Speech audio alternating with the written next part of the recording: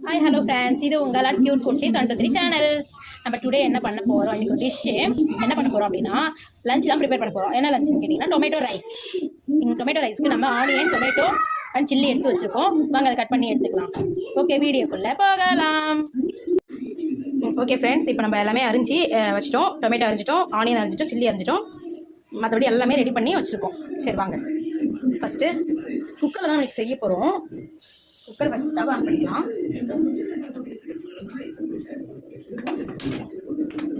On பண்ணிக்கலாம். Cooker கொஞ்சம் ஆயிடும், உள்ள தண்ணி இருக்கு.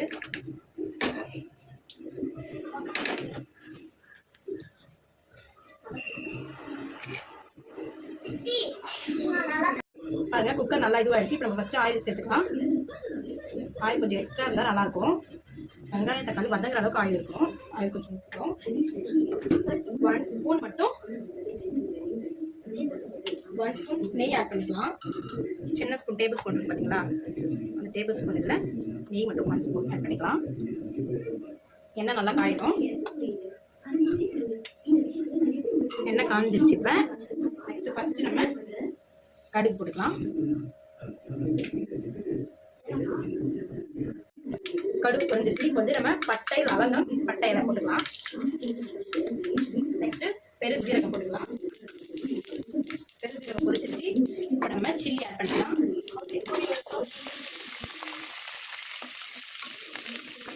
சில்லி கொஞ்சம் நல்லா வதங்கணும். ரொம்ப வதக்கணும்னு அவசியம் இல்லை. அதோட நிறம் மட்டும் கொஞ்சம் சேஞ்ச் ஆகிட்டு இருக்கணும்.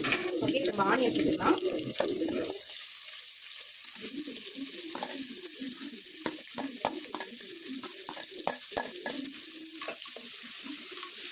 ஆனியன் ஏன் கம்மியாக சேர்க்குறேன் அப்படின்னு பார்த்தீங்கன்னா, ஆல்ரெடி நம்ம வந்து onion, tomato plus ginger paste வந்து அரைச்சி தனியாக வச்சுருக்கோம்.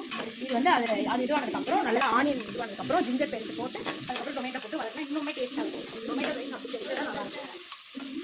இது கொஞ்சம் பொன்னிறமாக வதங்கட்டும். அது வச்சு நம்ம 1 மினிட் கழிச்சு இப்படி நல்லா வதக்கிட்டு இருக்கணும். அடி பிடிக்காமல் பார்த்துக்கணும். ஏன்னா நம்ம குக்கரில் செய்கிறோம்ல, அதனால் அடி பிடிக்காமல் பார்த்துக்கணும்.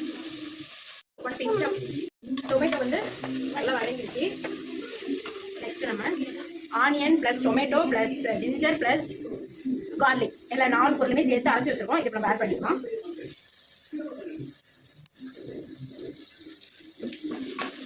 இதை நல்லா வதக்கிக்கலாம். இது நல்லா பச்சை வாசனை போகிற அளவுக்கு நல்லா வதக்கணும்.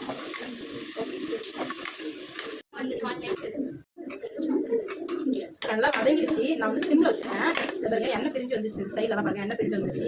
இப்போ வந்து நம்ம மசாலா கொஞ்சம் ஆட் பண்ணிக்கலாம். சில்லி பவுடர் கரெக்டாக எனக்கு வந்து அளவு தெரியுன்றதுனால நான் சின்ன ஸ்பூன் அளவு கொஞ்சமாக ஆட் பண்ணிக்கிறேன். நெக்ஸ்ட்டு கரம் மசாலா லைட் கொஞ்சமாக சின்ன டேபிள் ஸ்பூனில் கொஞ்சமாக ஆட் பண்ணிக்கிறேன். எதுக்கு சின்ன டேபிள் ஸ்பூன் சொல்லிட்டு நான் கவரோட பண்ணுறேன்னா, உங்களுக்கு அளவு தெரியணும் அப்படின்றதுனால நான் வந்து சொல்கிறேன். ஓகே, இது வந்து கொஞ்சம் சிம்லே ஒரு 5 மினிட்ஸ் இருந்துட்டு நம்ம வந்து தண்ணி ஆட் பண்ணிக்கலாம். அது ஃபஸ்ட்டு நம்ம இங்கே பாருங்கள் ஃப்ரெண்ட்ஸ், இது ஃபுல்லாக நான் ரைஸ் எடுத்திருக்கேன். அந்த ரைஸ் வந்து ஒரு 10 மினிட்ஸ் ஊற வச்சு அதை கழுவி வச்சுட்டேன். இது வந்து தண்ணி வந்து இப்போ வந்து நம்ம இதோட ஒரு இது நம்ம ரைஸ் எடுத்துருக்கோம். இது வந்து 2 இதுவாக தண்ணி எடுக்கணும். இப்போ வந்து ஒரு படி வச்சுக்கோங்க. இந்த ஒரு படியில் நம்ம ரைஸ் எடுத்தால் 2 படியை தண்ணி நம்ம ஊற்றணும். குக்கரில் நம்ம செஞ்சாலுமே இதுதான் செய்யணும். ஃபஸ்ட்டு நம்ம 10 மினிட்ஸ் ஆகிடுச்சு. இப்போ வந்து தண்ணி ஆட் பண்ணிக்கலாம். பாருங்கள், ஃபஸ்ட்டு ஊற்றிட்டேன். இப்போ நெக்ஸ்ட்டு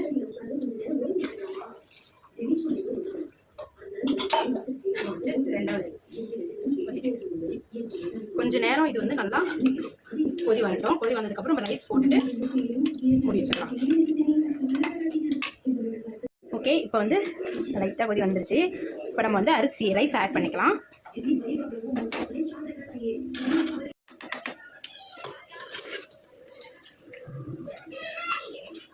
ரைஸ் ஆட் பண்ணிவிட்டு நல்லா கலக்கி விட்டுட்டு நெக்ஸ்ட் நம்ம வாங்கி வச்சுருக்கேன் புதினாஸ் எல்லாமே நல்லா மேலோட தூவி விட்டு லைட்டாக கலக்கிட்டு நம்ம க்ளோஸ் பண்ணிட்டோம்.